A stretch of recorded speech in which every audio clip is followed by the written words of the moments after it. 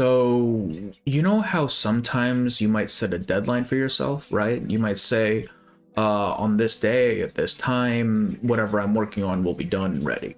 You know, just to keep yourself accountable, to keep yourself on topic and productive, right? Um, this video was supposed to be out on the 1st of January. It is not that date. Procrastination's a hell of a drug, I swear. But in any case, the reason I wanted to have this out on the 1st was because today we're going to be talking about Mondlicht. Mondlicht was born on January 1st in the mid-15th century, so sometime in the 1450s, somewhere in the Holy Roman Empire, right? I'd like to note that although her name does mean moonlight in German, she isn't necessarily from the region that is now current-day Germany. The Holy Roman Empire took up a third-ish of the overall European landmass at its greatest, and their lingua franca was German, so realistically, Mondlicht could have come from anywhere within that landmass. Mondlicht comes from this clan of wolf hunters, and it is implied that what they're actually hunting are werewolves, as her voice lines kind of state that they're capable of speech. Now, this ties into her medium being a silver bullet, as it calls back to this idea that the most effective way to deal with a werewolf was to shoot them with silver.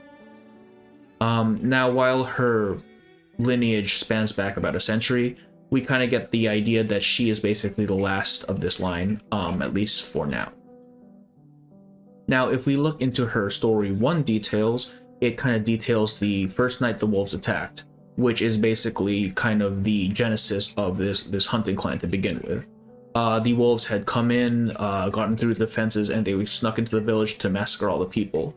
The hunters of the village had gone out to hunt the wolves, presumably, but they were all slain, so it eventually came down to the remaining women in the village to take up arms and fight off the wolves, and it's said that they fought them off until their cloaks had become red with their blood. Now, this started a bit of a blood feud between the villages and the wolves, as it said that they basically had to take arms every night after this point to fend off the attackers until the sun came up. So story 2 kind of fast forwards us a little bit, right? We get a bit of a time skip. It's noted that this feud that's been going on between the village and the wolves has been raging for about a century at this point, and the entire time they've been just sort of killing each other. The youngest child on that very first night has now become a grandmother and is lying on her deathbed, at which point she calls over her granddaughter, which is Mondlicht, hands her her rifle, and then tells her that she's the last of them before, passing away. And it's at this point that Mondlicht takes up the rifle and then goes off to perform her duty. And that's pretty much it for Mondlicht's story, or at least for her backstory. And with all the backstory stuff out of the way, we move on to the historical context stuff, of which I could find nothing, right? Like, clearly, right, she's Little Red Riding Hood, of course. She is evoking the imagery, she is evoking the character, etc., etc. But what I was kind of hoping to find was some kind of maybe specific person or a specific event, something like that to connect her to in history, of which there wasn't really anything. Now, there are records of significant, or pertinent rather, wolf attacks that had happened in the Middle Ages in Europe. However, all of them are maybe just a little bit off in terms of time or location. That said, I find them kind of interesting, so we'll go over them and why they can't be Mondlicht, right? But yeah. So the first one is the Wolf of Ansbach, which occurred in the Principality of Ansbach. Now, Ansbach actually was part of the Holy Roman Empire at the time. The problem is, this is 1685. This is the 17th century. We're around 200 plus years off of Mondlicht's projected, lifetime, right? The fun thing about this one is that when they finally managed to find and kill the wolf that had been killing their people, they cut off its muzzle and dressed it up as their late chief magistrate, and then hung it up in the town square for everyone to see. Next on the list are the Wolf of Soissons and the Wolves of Paris. Now, both of these kind of share the issue of being in France, and France was not part of the Holy Roman Empire, right? So already the place is wrong. Now, Soissons happened in 1765, so we can just discard that one entirely. However, Wolves of Paris happened in the 1450s, which is the time is correct, and it's a case where a pack of starving wolves managed to find their way into the city through poorly maintained walls, and over the course of that winter managed to kill 40 Parisians. Now, this one's a bit more anecdotal, right? I was having trouble finding sources for it, so whether it actually happened or not, I'm not actually sure, but it came up when I googled it, so there's that. The cases that I think are probably most pertinent, though they are a little bit vague, are the Valais witch trials. Now, Valais is a region that was in what is today Switzerland, right? And this was actually part of the Holy Roman Empire. Think of it as the Salem witch trials, but more in Middle-aged Europe. And the focus of this was more on witches as a whole, but some were werewolves kind of got lumped in with that, right? So, I mean, technically it counts, but I feel like it's a little too vague to really be anything important. So, when I wasn't able to find anything for Mondlicht in terms of the historical record, I decided, all right, let's take a look at Little Red Riding Hood, her kind of history, right? The thing about Little Red Riding Hood is she also doesn't really line up with anything. The earliest known variants of this folktale traces back to the 10th century. Again, far too early rather, for Mondlicht. The earliest known printed version is by Charles Perrault in the 17th century. And if we go with the Brothers Grimm version, that's even later in the 18th century. Which means, in terms of significant Little Red Riding Hood figures, Mondlicht doesn't really match up with any of those either. And that's not all, right? Because why would it be? That'd be far too easy. They wouldn't just constrain her historical inconsistencies to her backstory, of course not.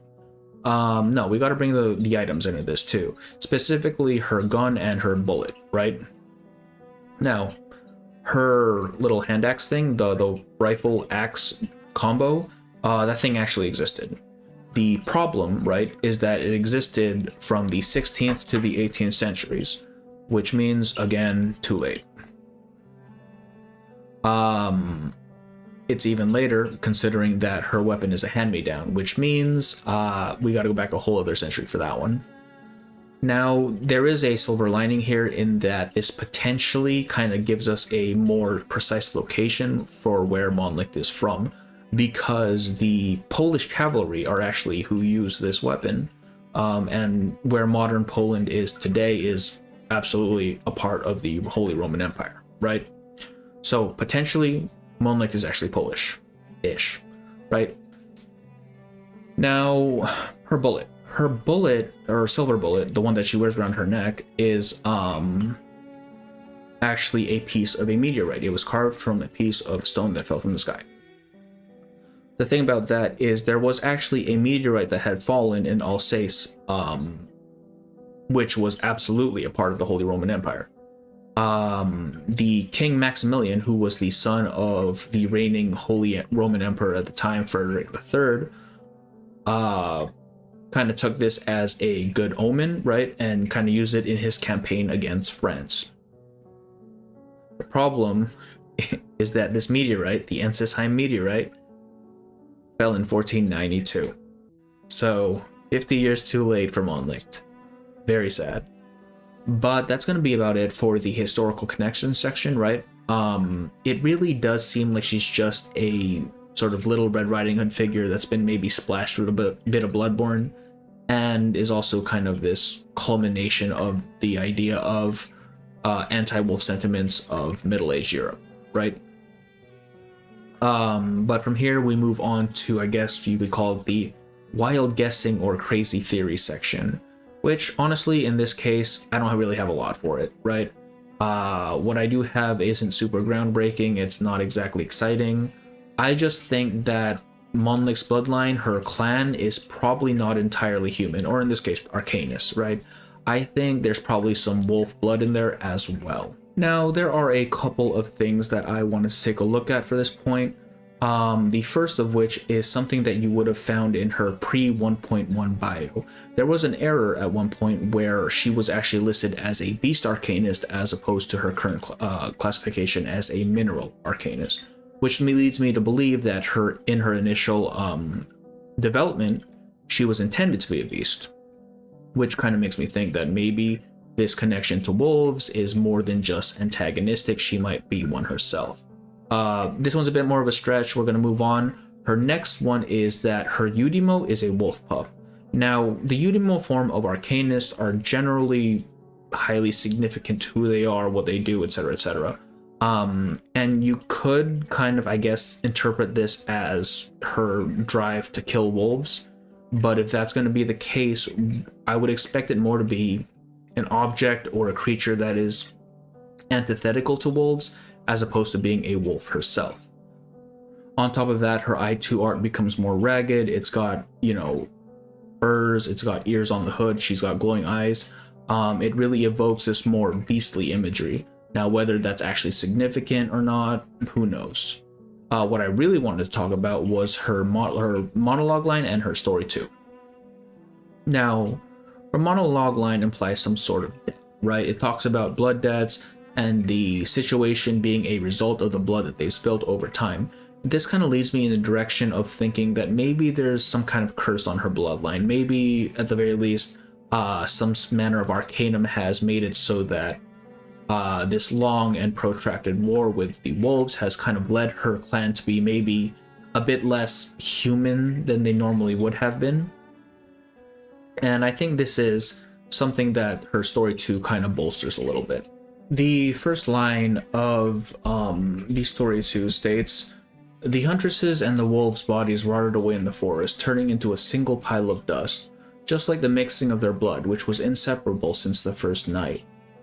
Now, this kind of leads me to think maybe it's not necessarily so literal, right? But it could just mean that they've been killing each other this entire time and their bodies are literally piled on top of each other. The blood is literally mixing.